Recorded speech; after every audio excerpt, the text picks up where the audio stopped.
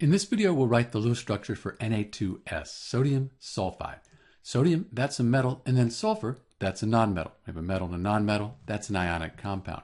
That means that the sodium is going to transfer the electrons to the sulfur. So we'll write S in the center, and then Na on either side. Sodium is in group 1 on the periodic table. It has 1 valence electron.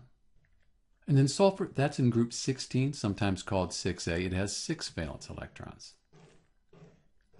We said the metal would transfer valence electrons to the nonmetal, so the sodium transfers 1 electron here.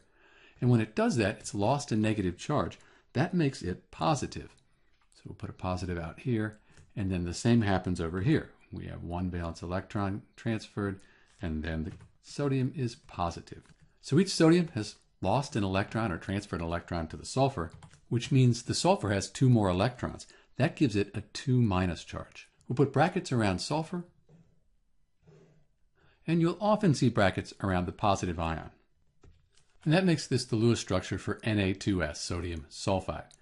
This is what we call a formula unit.